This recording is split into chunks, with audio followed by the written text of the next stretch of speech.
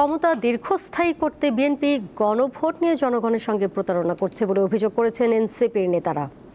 জুলাই জাতীয় সনদ অস্বীকারের মাধ্যমে সরকার ফ্যাসিবাদী শাসনের দিকে এগিয়ে যাচ্ছে অভিযোগ করে আন্দোলনের মাধ্যমে তা বাস্তবায়ন করতে বাধ্য করার হুঁশিয়ারি দেন তারা।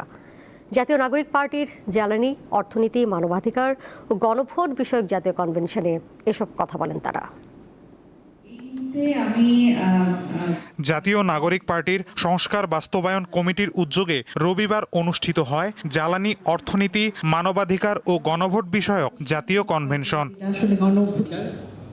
কাকরাইলের ডিপ্লোমা ইঞ্জিনিয়ার্স ইনস্টিটিউশনে দিনব্যাপী এই আয়োজনে রাজনৈতিক নেতৃবৃন্দ, অ্যাক্টিভিস্ট, নীতি নির্ধারক ও বিশেষজ্ঞ সহ দেশের অর্থনীতি খাতের বিশ্লেষকরা উপস্থিত ছিলেন। সংসদ ও রাজপথে আন্দোলনের মাধ্যমে জুলাই সনদ বাস্তবায়নের হুঁশিয়ারি দেন এনসিপি নেতারা। ক্ষমতার বাহানায় বিএনপি সরকার আর সংস্কার করতে চায় না। তারা ক্ষমতাকে নিরঙ্কুশভাবে উপভোগ করতে চায়, কিন্তু নির্বাচনের মধ্য দিয়ে নির্বাচিত প্রতিনিধিত্বের উপরে যে দায়িত্ব অর্পিত হয় সেটাকে ক্ষমতার দৃষ্টিতে দেখার যে মানসিকতা, সেখান থেকে তারা এখনো বের হয়ে আসতে পারেননি। এই যে রাজনীতির একটা পরিবর্তন এসছে, এই যে সংস্কার নিয়ে এনসিপি দাঁড়িয়েছে, আমি আমাদের সরকার দলে যারা আছে তাদেরকে অনুরোধ করব যে আপনারা এই সংস্কারের পথেই হাঁটেন। যেই পথে হাঁটছেন এই পথটা আসলে জনগণ পছন্দ করছেন না। বক্তারা বলেন, আওয়ামী লীগের শাসনামলে মেগা প্রজেক্টের নামে মেগা ডাকাতি হয়েছে। এরকম ডাকাতি তারা আর দেখতে চান না।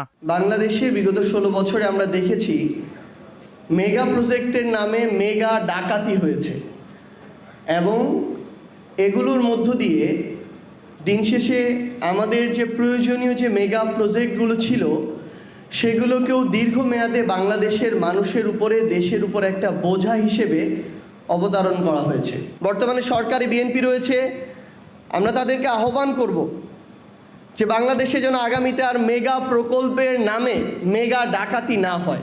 আমাদের গভর্নমেন্টের অনেক মুড সুইং হয়, মানে গভর্নমেন্ট আসলে কে এটা বোঝা যাইতেছে না।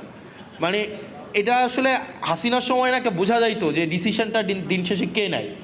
মানে দিন শেষে দেখবেন ডিভোর্সের প্রবলেমও দিন শেষে ডিসিশন দেয় হাসিনা, দিন শেষে সবাই দৃষ্টি আকর্ষণ করতে হাসিনার।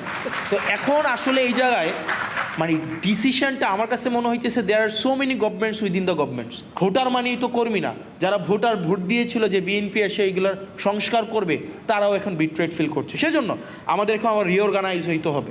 সংস্কার আদায় করে নিতে জনগণকে সোচ্চার হওয়ার আহ্বান জানান বক্তারা। মাহিদুর রহমান, দীপ্ত সংবাদ, ঢাকা।